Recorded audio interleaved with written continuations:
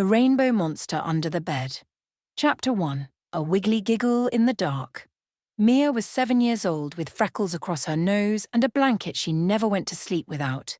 Every night after her parents tucked her in, she whispered, "Good night, room. Good night, stars. Good night, silly shadows on the wall." But one night something different happened. She had just snuggled under her quilt when she heard it giggle. Snort, snicker. Mia froze. "What was that?" she whispered. Another sound followed, boing, boing, boing, like someone bouncing a rubber ball under her bed. Mia leaned over the edge and peeked down. 2 huge, sparkling eyes blinked back at her. Mia yelped and pulled the blanket over her head. Her heart thumped like a drum. She waited and waited, until finally she heard a teeny tiny voice. "Hi there, sorry if I scared you. I was just practicing my bedtime giggles.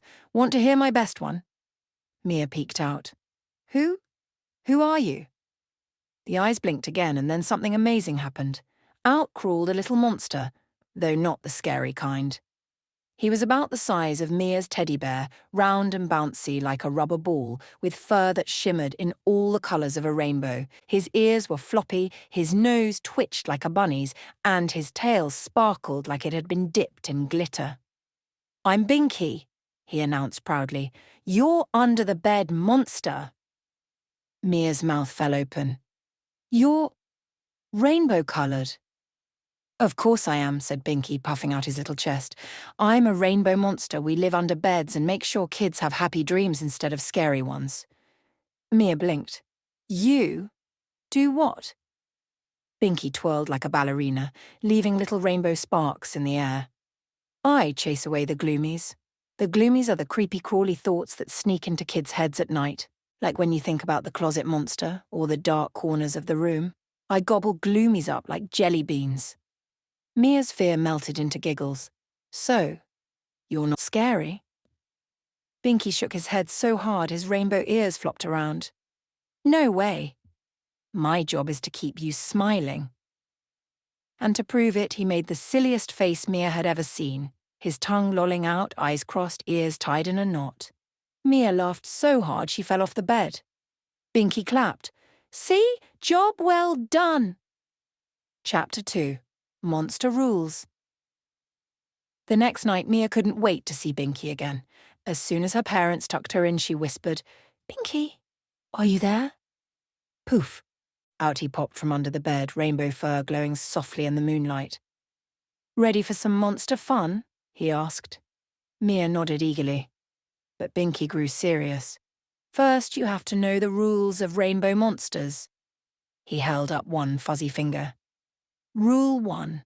Never ever tell grown-ups about me.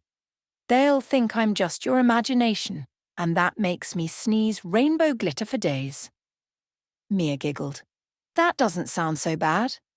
"You haven't tried sneezing rainbow glitter," Binky said gravely. "It goes up your nose, down your socks, and once I sneezed so hard I glittered a goldfish bowl. Poor fish couldn't see for a week." Mia laughed so hard her blanket slipped off the bed. "Rule 2, Binky continued. "Rainbow monsters can only come out at night when the moon is watching. Daytime is for naps. I sleep under the bed until you need me again." "Okay," said Mia. "What's Rule 3? Binky leaned in close. "Rule 3, we must always end the night with a giggle, no matter what." Mia nodded solemnly. "Deal." And with that, their friendship truly began. Chapter 3. The Gloomies Attack. For weeks, Mia and Binky had fun. They told silly jokes, played shadow puppet games on the wall, and sometimes even had tickle fights, until Mia was too tired to laugh anymore. But one stormy night, when thunder rumbled and lightning flashed across the sky, the room filled with shadows that seemed to wriggle on the walls.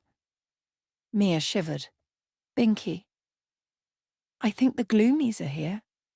From under the bed, Binky gasped. "Oh no, they never come this close unless it's a really stormy night." "Can you stop them?" Mia asked, clutching her teddy bear. Binky puffed out his rainbow chest. "Of course, that's my job." The gloomies slithered out of the corners, inky black blobs with wiggly arms, whispering scary thoughts. What if there's a monster in the closet? What if the window blows open? What if the dark never goes away? Mia's teeth chattered. They're so scary. Binky leapt into action. He bounced around the room, chasing the gloomies like a puppy after bubbles. Ha, gotcha, chomp, munch. He pretended to eat them, smacking his lips. Tastes like marshmallows. The gloomies shrieked and tried to flee, but Binky gobbled them up one by one until the room felt lighter and safer again. When the last gloomy disappeared, Binky flopped on the rug, panting. Whew, that was a big batch. They taste like burned popcorn too. Mia crept out of bed and hugged him. Thank you, Binky. You're the bravest rainbow monster ever. Binky blushed so brightly his fur glowed like a rainbow lantern.